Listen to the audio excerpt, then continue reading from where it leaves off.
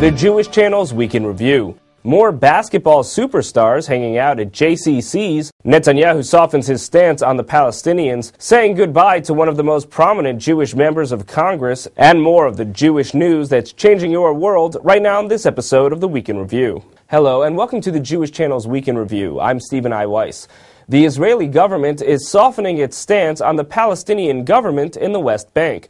The Palestinian Authority will be receiving $100 million in tax revenues that had been withheld by Israel in recent months after the PA sought recognition as a state at the United Nations Cultural Agency. The administration of Israeli Prime Minister Benjamin Netanyahu and that of President Barack Obama had been taking a number of steps to penalize the PA for its unilaterally seeking statehood. Now, we're seeing the Netanyahu administration begin to soften that stance, even over the very strong objections of the far-right members of his governing coalition, and especially Foreign Minister Avigdor Lieberman of the Israel Beitenu party. Lieberman swore this week that his party would, quote, do everything possible, unquote, to prevent the funds from moving into Palestinian hands. Netanyahu, on the other hand, was quoted telling a legislative committee that he was transferring the funds now because relations with the Palestinians had, quote, calmed down. Netanyahu further claimed that the PA has paused its efforts to seek statehood recognition at the UN. For TJC viewers, this last claim by Netanyahu should be only somewhat surprising. We reported in recent weeks that PA officials had decided not to pursue further recognition at the UN's more minor agencies. However, Netanyahu's message here seems to be that the PA has also paused its efforts at the Security Council, which would be news. Of course, as we've also reported in recent weeks, announcements from world leaders in the Security Council suggested that Palestinian statehood would not receive a majority of votes. This latest move by Netanyahu, in which he is softening his stance on Palestinians and enraging the right wing of his coalition, could be evidence that Netanyahu, like former Israeli Prime Minister Ariel Sharon before him, is making a move towards the center before his re-election efforts get underway. But if Netanyahu seems to be succeeding at getting some concessions out of the Palestinian Authority of late, new problems are coming out of Lebanon. 4 rockets were fired into Israel from Lebanon this week, the first rockets to be fired from Lebanon since at least 2009.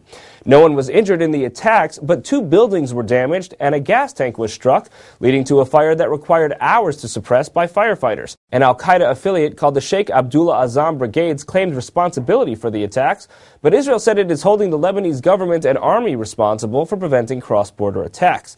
Meanwhile, when it comes to Israel and U.S. support, the pre-Thanksgiving Republican presidential primary debate touched on the topic. Here's a summary of what was said. And if Israel had a credible plan that it appeared as if they could succeed, I would support Israel, yes. And the right course for Israel is to show that we care about Israel, that they are our friend, we'll stick with them.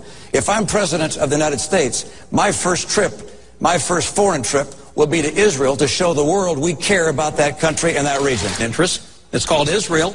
We're a friend and ally. They're a friend and ally. We need to remind the world what it means to be a friend and ally of the United States. Our interest in the Middle East is Israel. And if we're going to be serious about saving Israel, we better get serious about Syria and Iran, and we better get serious right now. You know, maybe the first trip I would take to Israel. But whatever happens in the presidential elections in 2012, the congressional elections next year will see one of the most long-standing and well-known Jewish members of Congress no longer on the ballot for the first time in decades.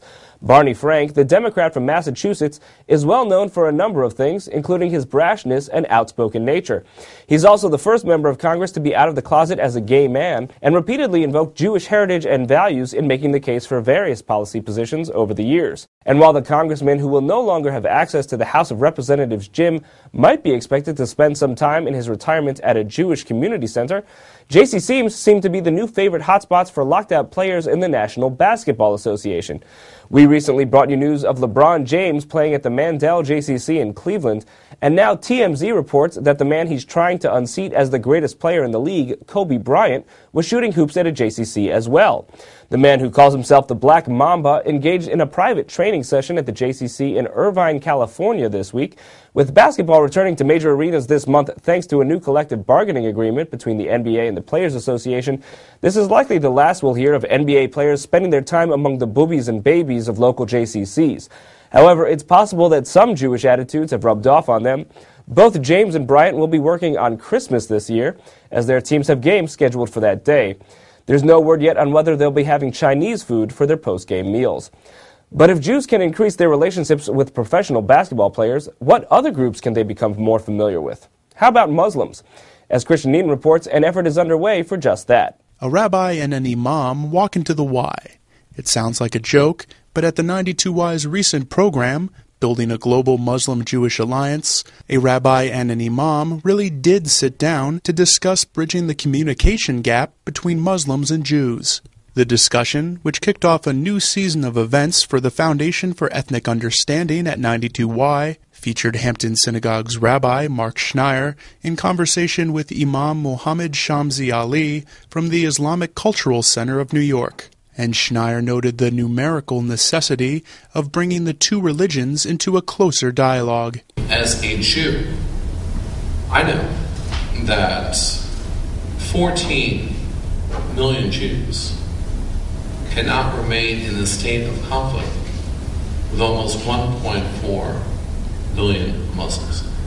And how often have I said that Muslims and Jews, as the children of Abraham, that not only do we share a common faith, but we share a common fate.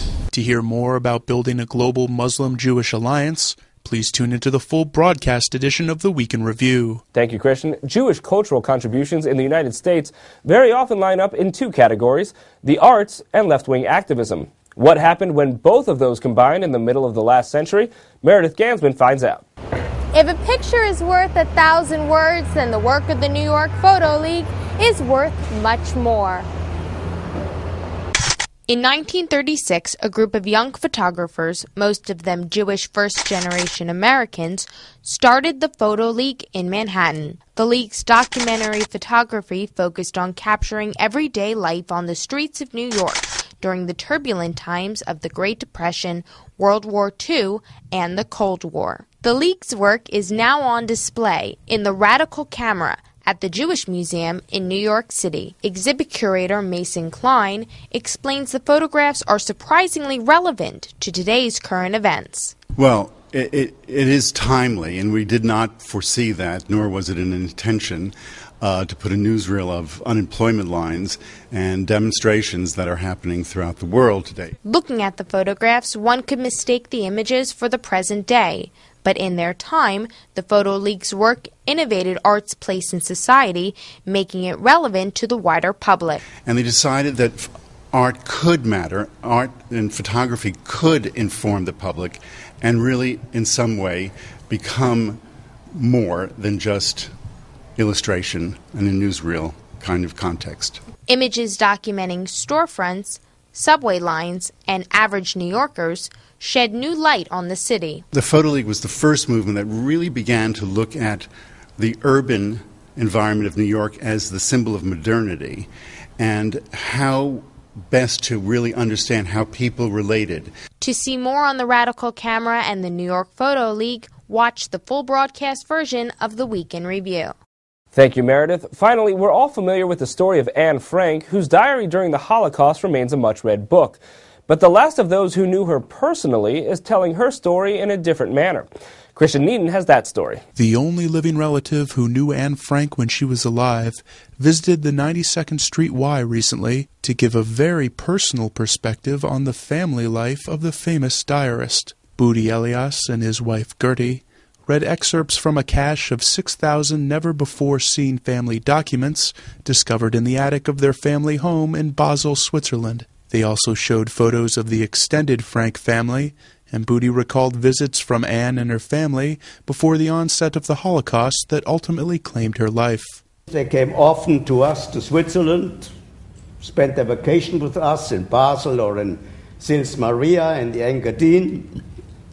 She was a wild little girl, and I loved her very much. We had lots of fun together.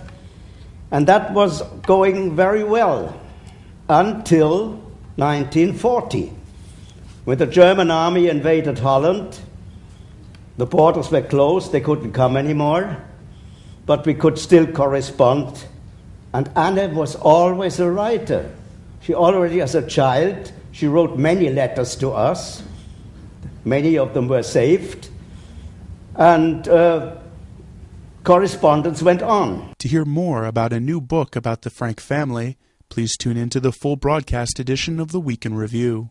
Thank you, Christian. That's all for this week. From all of us here at the Jewish Channel, be well. The Jewish Channel is available on cable. Time Warner Cable Channel 528, IO Optimum Channel 291, RCN Channel 268, Bright House Channel 330, Verizon Fios Channel 900, Cox Channel 1, Frontier Communications, and now on Comcast Cable in the on-demand menu under Premium Channels. For more information, visit tjctv.com.